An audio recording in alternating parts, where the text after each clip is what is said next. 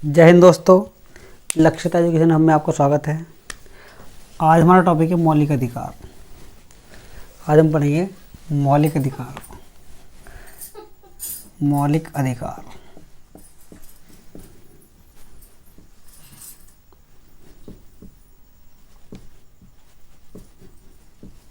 मौलिक अधिकार, ठीक है। तो मौलिक अधिकारों में क्या संविधान के क्वेश्चन जो बनता है, मौलिक अधिकारों को संविधान के कौन से भाग के अंतर्गत रखा गया है। तो संविधान का जो भाग 3 है, संविधान का भाग 3, ठीक है। संविधान के भाग 3 को मौलिक अधिकारों का मैग्ना कार्टा कहा गया है। क्वेश्चन बनता है संविधान के भाग 3 को क्या किस नाम से जाना जाता है, या मौलिक अधिकारों को कौन से भाग में रखा गया है।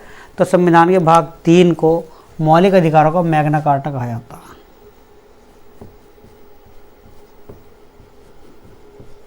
मैग्ना कार्टा, मौलिक अधिकारों का मैग्ना कार्टा कहा जाता है, ठीक है। क्वेश्चन बनता कि मौलिक अधिकार, पहली बात तो यह है कि मौलिक अधिकार भारत के संविधान में कहाँ से लिए गए, कौन से देश से लिए गए। तो मौलिक अधिकार जो लिए गए भारत के संविधान में अमेरिका के संविधान से लिए गए, क्योंकि भारत के संविधान में लगभग 10 देशों से जो संविधान में इंक्लूड किया गया, लगभग 10 देशों से भारत का संविधान मिलाकर बना। तो मौलिक अधिकारों को कहाँ से लिया गया, अमेरिका के संविधान से लिया गया। अमेरिका के संविधान से, अमेरिका, ठीक है। मौलिक अधिकारों को भारत के संविधान में अमेरिका के संविधान से लिया गया। कई बार क्वेश्चन रिपीट हो चुका कि मौलिक अधिकारों को कौन से देश से लिया गया है। तो अमेरिका के संविधान से मौलिक अधिकारों को लिया गया है। अब बात करते हैं संविधान के भाग 3 को मौलिक अधिकारों का मैग्ना कार्टा कहा जाता है। मौलिक अधिकारों का मैग्ना कार्टा का मतलब क्या होता है। मैग्ना कार्टा का अर्थ होता है घोषणा पत्र। मैग्ना कार्टा का मतलब होता है घोषणा पत्र, ठीक है। तो पहली बार अगर बात करते हैं मौलिक अधिकारों की, पहली बार मौलिक अधिकार कहाँ से आए, ठीक है। पहली बार अगर मौलिक अधिकार का पता करते हैं, यानी मौलिक अधिकार कहाँ से आए, तो मौलिक अधिकारों की जो मैग्ना कार्टा की जो बात करते हैं यहाँ मैग्ना कार्टा, तो एक इंग्लैंड के प्रधानमंत्री थे। इंग्लैंड के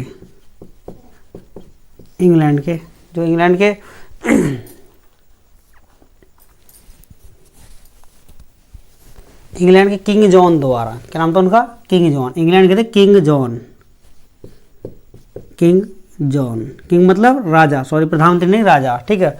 तो किंग जॉन द्वारा 1215 ईस्वी में पहली बार सामंतों के दबाव में आकर जो नागरिक थे वहाँ के, कहाँ के, इंग्लैंड के नागरिकों को उनके मौलिक अधिकारों का एक घोषणा पत्र लिखित रूप में दिया गया, जिसको मैग्ना कार्टा कहा गया। घोषणा पत्र को कहा गया मैग्ना कार्टा कहा गया।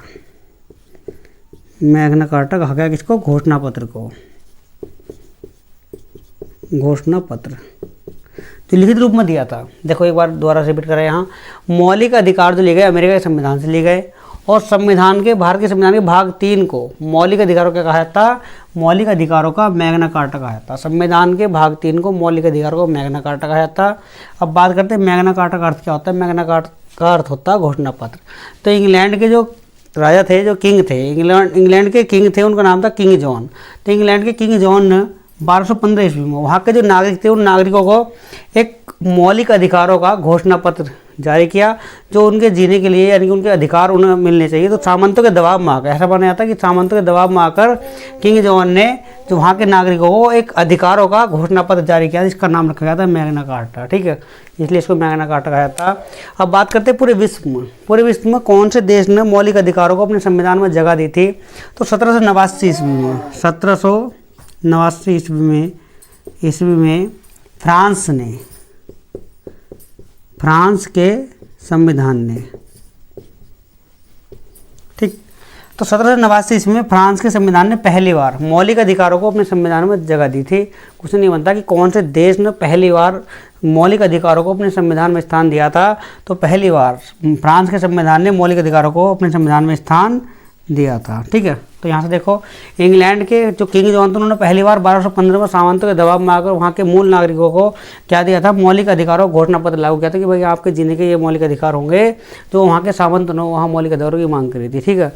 अब उसी प्रकार यहाँ तो हो गया मैग्ना कार्टा। अब बात करते हैं पूरे विश्व लेवल में, इन्होंने यहाँ मैग्ना कार्टा लिखित रूप में दिया था और पूरे विश्व में क्वेश्चन पूछा था, पूरे विश्व में ऐसा कौन सा देश है जिसने अपने संविधान में मौलिक अधिकारों को स्थान दिया।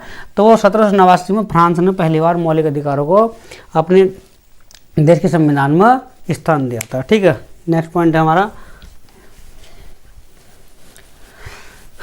जो भारत के संविधान में मौलिक अधिकार रखे गए, तो भाग पूछेगा तो भाग तो 3 है, अगर अनुच्छेद पूछेगा तो अनुच्छेद 12 से अनुच्छेद 35 तक। ठीक है, अनुच्छेद 35 तक।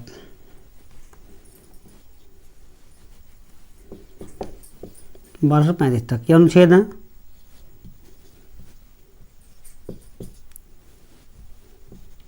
अनुच्छेद 12 से 35 तक। देखो, भारत के संविधान में, संविधान का जो भाग 3 है, संविधान के भाग 3 में मौलिक अधिकार रखा गया है, और मौलिक अधिकार कहाँ से कहाँ तक रखे गए, अनुच्छेद 12 से अनुच्छेद 35 के बीच में मौलिक अधिकारों को रखा गया है। 12 से लगाकर 35 तक मौलिक अधिकारों को रखा गया है। तो संविधान के भाग 3 में मौलिक अधिकारों का वर्णन किया गया है। अब बात करते हैं भारत के संविधान में पहली बार मौलिक अधिकारों का जो घोषणा पत्र था, तो उसको कौन लेकर आया था, यानी मौलिक अधिकारों की मांग पहली बार कब की गई थी। ठीक है, ये क्वेश्चन बनता है कि भारत के संविधान में मौलिक अधिकारों की मांग कब की गई थी।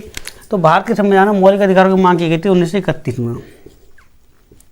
1931 ईस्वी में कराची अधिवेशन में।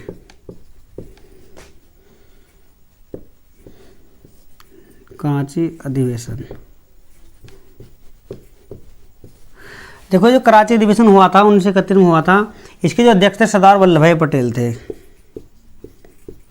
सरदार वल्लभ भाई पटेल, वल्लभ भाई पटेल।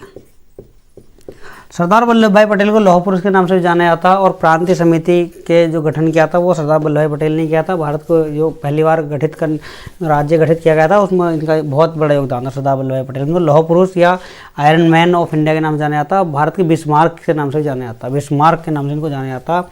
तो 1931 ईस्वी में कराची अधिवेशन में सरदार वल्लभ भाई पटेल ने इसकी अध्यक्षता की थी, और कांग्रेस का यह अधिवेशन था, यानी कि 1931 का कराची अधिवेशन था कांग्रेस का। तो पहली बार जब मौलिक अधिकारों की मांग की गई थी, तो कांग्रेस ने 1931 में कराची अधिवेशन में मौलिक अधिकारों की मांग की थी, यानी मौलिक अधिकारों का प्रारूप वहाँ बनाकर तैयार किया गया था। तो मौलिक अधिकारों की मांग की गई थी। अब वो मौलिक अधिकारों का जो घोषणा पत्र का प्रारूप था, मौलिक अधिकारों घोषणा पत्र, मौलिक अधिकारों का घोषणा पत्र,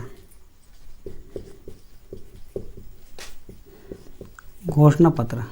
तो मौलिक अधिकारों का जो घोषणा पत्र पहली बार उसका जो प्रारूप तैयार करा था, वो प्रारूप तैयार करा था पंडित जवाहरलाल नेहरू ने। पंडित जवाहरलाल नेहरू,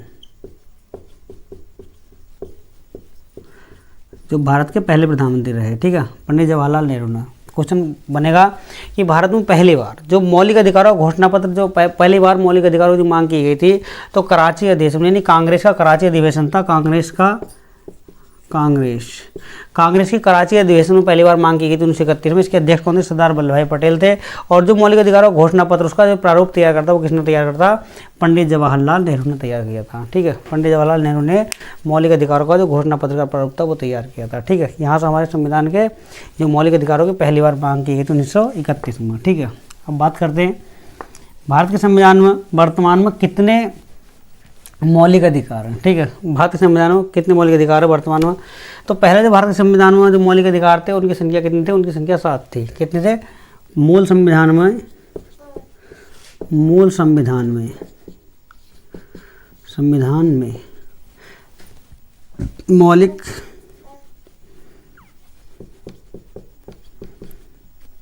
अधिकार, मौलिक अधिकारों की संख्या कितनी थी? 7। देखो, मूल संविधान में मौलिक अधिकारों की संख्या कितनी बताई गई थी? 7 बताई गई थी। लेकिन क्या हुआ, अब वर्तमान में कितनी? वर्तमान में 6 रह गई है। क्यों? क्योंकि 44वें संविधान संशोधन द्वारा 44वें संविधान संशोधन 1978 ईस्वी के द्वारा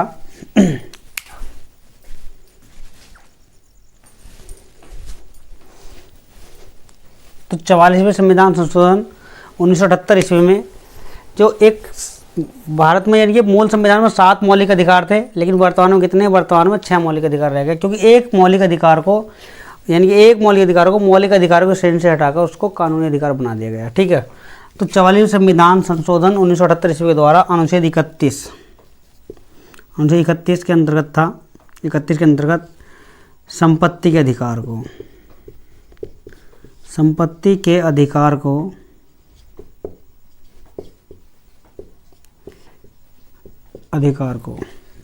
संपत्ति के अधिकार को मौलिक अधिकारों की श्रेणी से हटा दिया गया। यानी कि मौलिक अधिकारों की श्रेणी से हटा दिया गया, संपत्ति के अधिकार को मौलिक अधिकारों की श्रेणी से हटाकर कहाँ क्या बना देगा, कानूनी अधिकार बना देगा। अब कहाँ रख देगा उसको, अनुच्छेद 300 के क्या के अंतर्गत। तो संपत्ति के अधिकार को मौलिक अधिकारों की श्रेणी से हटाकर, मौलिक अधिकारों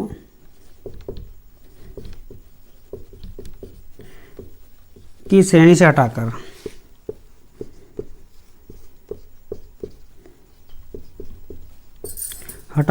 कानूनी अधिकार बना दिया, कानूनी अधिकार। ठीक है। अब क्वेश्चन बनेगा कि कौन से अधिकार को खत्म कर देगा, तो संपत्ति के अधिकार को हटा देगा। संपत्ति के अधिकार को क्या कर देगा, संपत्ति के अधिकार को मौलिक अधिकारों की श्रेणी से हटाकर कानूनी अधिकार बना दिया गया। और कानूनी अधिकार बना के से रखा कहाँ गया, अनुच्छेद 300 के कै के अंतर्गत रखा गया, अनुच्छेद 300 कै के अंतर्गत रखा गया।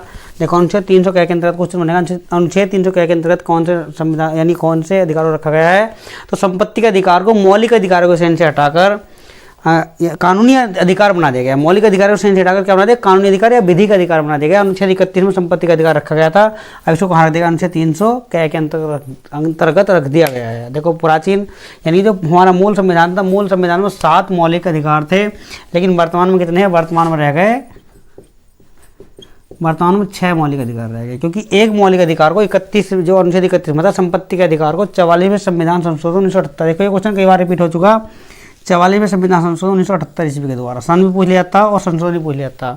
तो 44वें संविधान संशोधन द्वारा संपत्ति के अधिकार को मौलिक अधिकारों की श्रेणी से हटाकर कानूनी अधिकार बना देगा और उसको रख देगा अनुच्छेद 300 के कै में, अनुच्छेद 300 के कै के अंतर्गत रख दिया गया। ठीक है। ये हमारे अब वर्तमान कितने मौलिक अधिकार रह गए, 6 मौलिक अधिकार रह गए। ठीक है। अब बात करते हैं पहले मौलिक अधिकार की।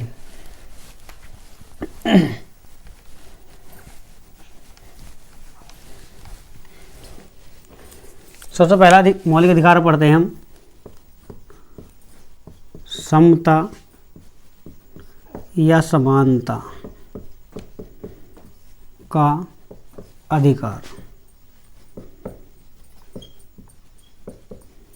समता या समानता का अधिकार, तो समता या समानता का अधिकार जो रखा गया अनुच्छेद 14 से लगाकर अनुच्छेद 18 के बीच रखा गया। ठीक है। ये कई बार क्वेश्चन पूछ लिया गया कि समता या समानता के अधिकार को कौन से अनुच्छेद से कौन से अनुच्छेद के अंदर रखा गया, तो अनुच्छेद कौन सा हमारा, अनुच्छेद 14 से अनुच्छेद 18 के बीच रखा गया है।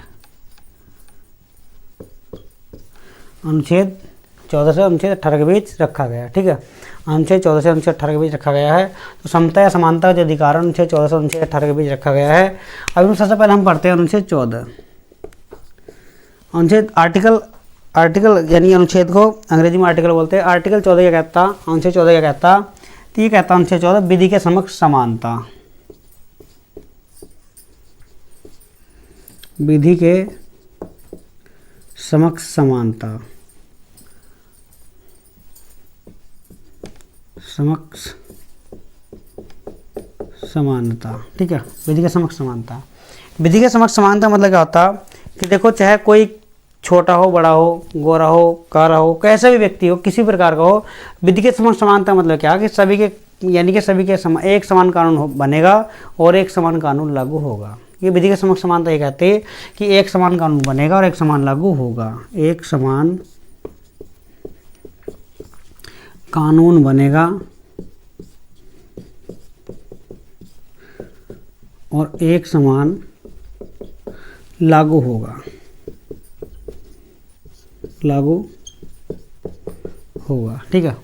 एक समान कानून बनेगा और एक समान लागू होगा, ये क्या है, ये हमारा विधि के समक्ष समानता है। यानी कि सभी के खिलाफ चाहे कोई भी व्यक्ति हो, कैसा भी व्यक्ति हो, तो एक समान कानून बनेगा और एक समान लागू होगा। ये अनुच्छेद 14 कहता है, हमारा आर्टिकल 14 कहता है विधि के समक्ष समानता मतलब क्या, एक समान कानून बनेगा, एक समान कानून लागू होगा। लेकिन इससे एक अपवाद है, कुछ अपवाद है इसके अंतर्गत। अपवाद, अपवाद क्या है, अनुच्छेद 361, अनुच्छेद 361 इसमें एक अपवाद का जो कारण बताया गया, अनुच्छेद 361 को अपवाद बताया गया। यानी कि इसमें अगर राष्ट्रपति या राज्यपाल, मुख्य रूप से यही है, राष्ट्रपति या राज्यपाल, राष्ट्रपति और राज्य एवं लिखते हैं राष्ट्रपति एवं राज्यपाल। अगर वे पद पर हैं तो उन जब तक वे पद पर रहेंगे उनके खिलाफ कोई कानूनी कार्रवाई नहीं की जा सकती। अगर वे पद से त्यागपत्र देंगे तो उनके खिलाफ कानूनी कार्रवाई की जाएगी। तो पद पर रहते हुए अनुच्छेद 61 के अनुसार विधि के समक्ष समानता उन पर कानून लागू नहीं कर सकती जब तक वे पद पर है। पद पर इस्तीफा देने के बाद, यानी पद से इस्तीफा देने के बाद, तब उनके खिलाफ कानूनी कार्रवाई की जाएगी। इसी के अंतर्गत प्रेस को भी रखा गया, अनुच्छेद 361 के अंतर्गत क्या रखा गया, प्रेस को रखा गया, प्रेस को रखा गया है।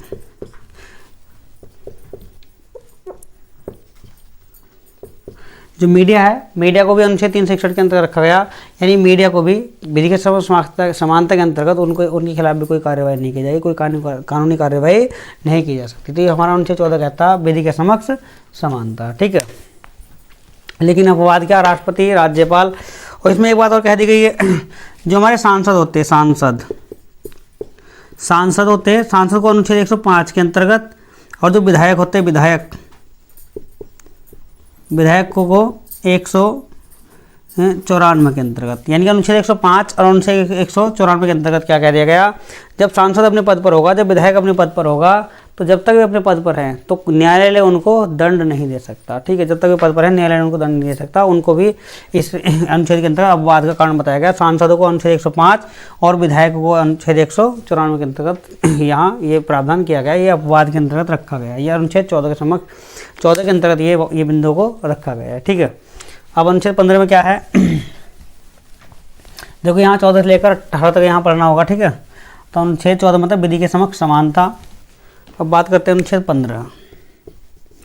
अनुच्छेद 15 में क्या बता दिया गया, अनुच्छेद 15 में बता दिया गया कि किसी भी व्यक्ति के प्रति, चाहे कोई धर्म हो, जाति हो, लिंग हो, वचन हो, रंग हो, किसी के आधार पर भेदभाव नहीं किया जा सकता, ठीक है।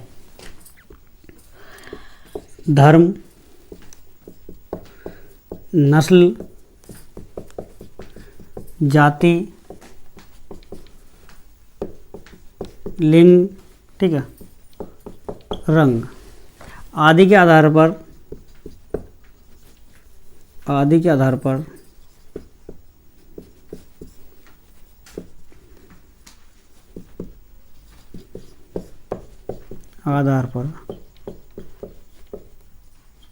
भेदभाव नहीं किया जाना चाहिए।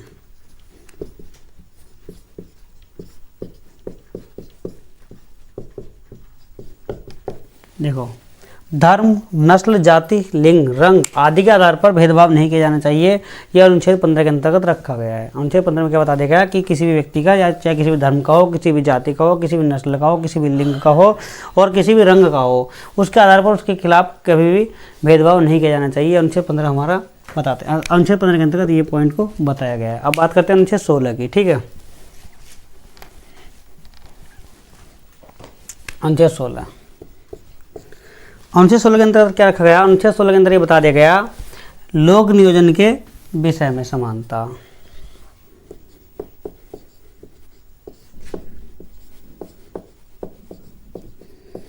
लोक नियोजन के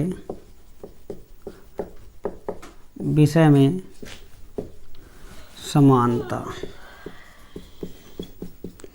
देखो, कोई भी वैकेंसी आएगी, कोई भी रिक्तियाँ आएंगी, तो उन रिक्तियों में सभी जाति, सभी धर्म, सभी नस्ल, सभी रंग, किसी को भी कोई वंचित नहीं रखा जा सकता। यानी लोक नियोजन के विषय में समानता का मतलब सबको समान रखा गया है। सभी, कोई भी अप्लाई कर सकता, कोई भी वैकेंसी, कोई विज्ञप्ति को सभी अप्लाई कर सकते हैं।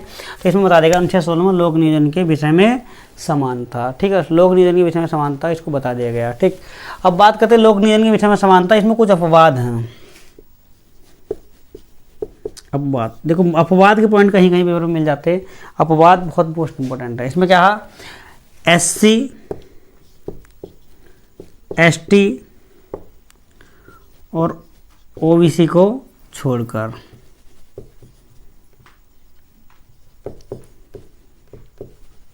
क्योंकि इन्हें आरक्षण की व्यवस्था की गई है। यानी अनुच्छेद 16 में क्या, SC, ST, OBC और यानी SC, ST और OBC को छोड़कर ये अपवाद बताए गए हैं। वैसे तो लोक नियोजन के विषय में समानता बता दी गई है, लेकिन SC, ST, OBC को छोड़कर, यानी कि SC, ST, OBC क्या है, इसके अपवाद हैं। यानी इनको आरक्षण दे दिया गया, लोक नियोजन के विषय के अंतर्गत इनको आरक्षण दे दिया गया। अब कभी कभी कुछ नहीं पूछ जाता, क्रीमी लेयर किसे कहते हैं, ठीक है। क्रीमी लेयर,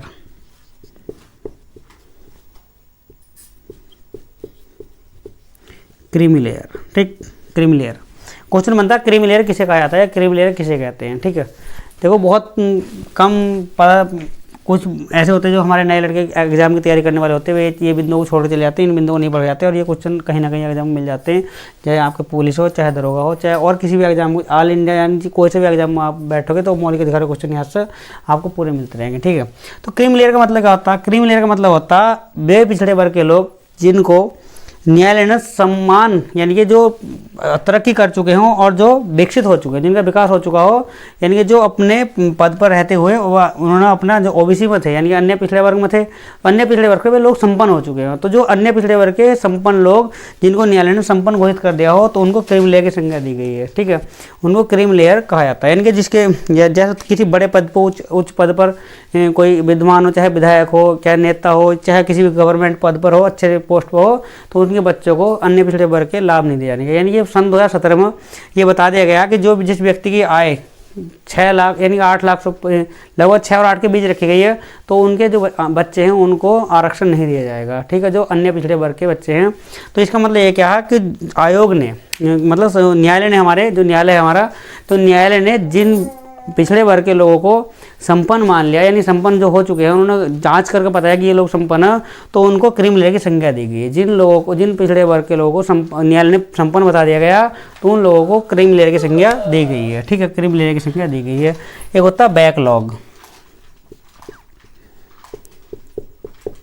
बैकलॉग देखो, बैकलॉग का मतलब क्या होता है?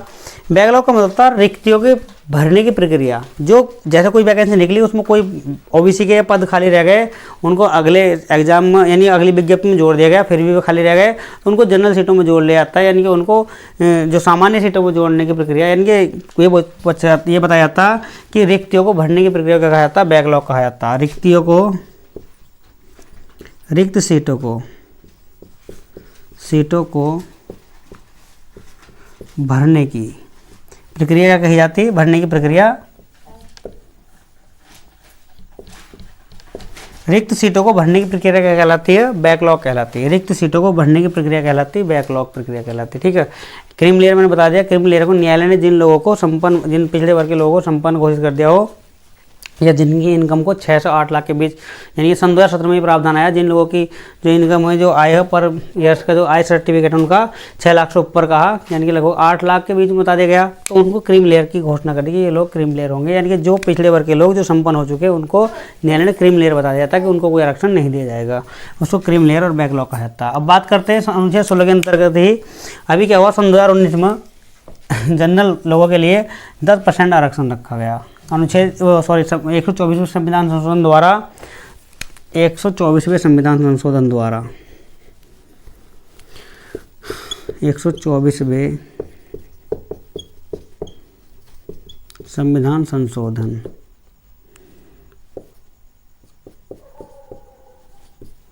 द्वारा सन 2019 में 10%, ठीक है, 10% सामान्य वर्ग, सामान्य यानी 124वें संविधान संशोधन 2019 के द्वारा सामान्य वर्ग के लोगों को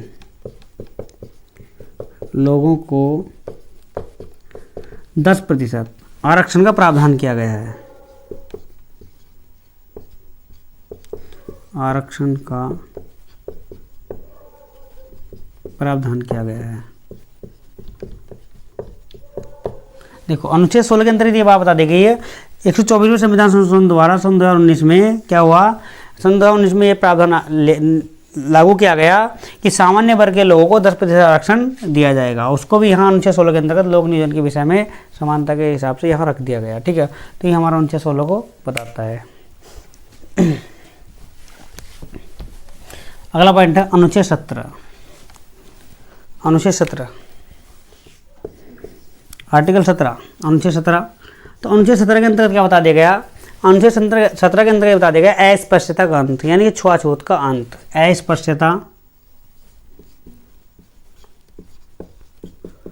अस्पृश्यता या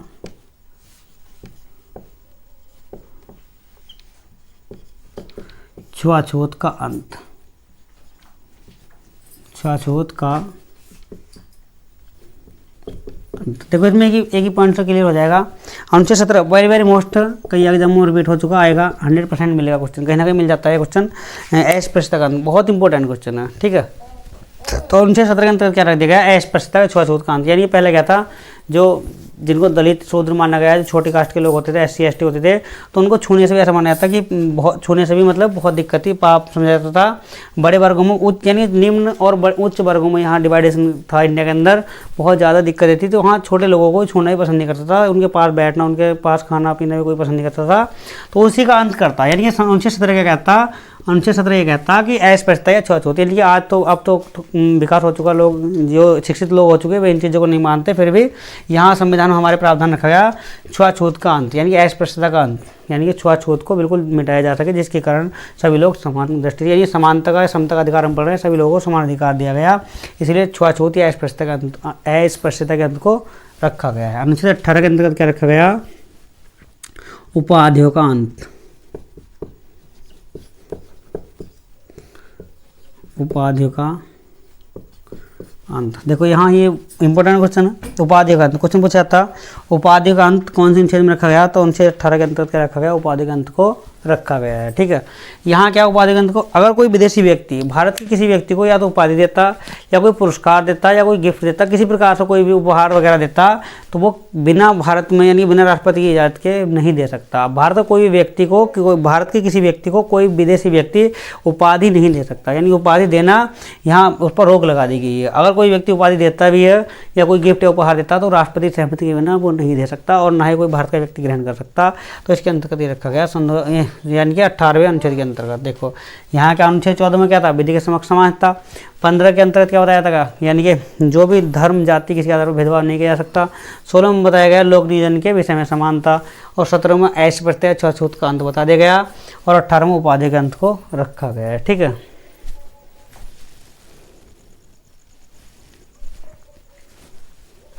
तो ये हमारे आज मौलिक अधिकारों का यानी पहला मौलिक अधिकार हमारा समाप्त हुआ। देखो यहाँ समता या समानता के अधिकारों को कहाँ रखा गया, अनुच्छेद 14 से लेकर अनुच्छेद 18 में, यानी कि मौलिक अधिकारों कहाँ से लिया गया, किस देश ने पहली बार लागू किया है और कहाँ से, ये पूरा डाटा यहाँ हमने इसके बारे में दे दिया गया। तो हमारा पहला मौलिक अधिकार यहाँ समाप्त हो चुका।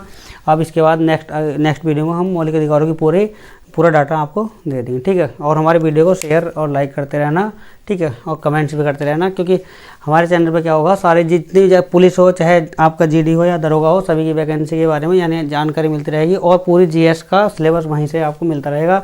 चाहे पैट का एग्ज़ाम हो, UP टेट हो, चाहे CTET हो, चाहे B.Ed एंट्रेंस हो, सभी की जानकारी यहाँ मिलती रहेगी। यहाँ हमारे चैनल पर हिंदी और GS की पूरी वीडियो मिलती रहेगी, ठीक है। तो हमारे चैनल को सब्सक्राइब और लाइक करते रहना।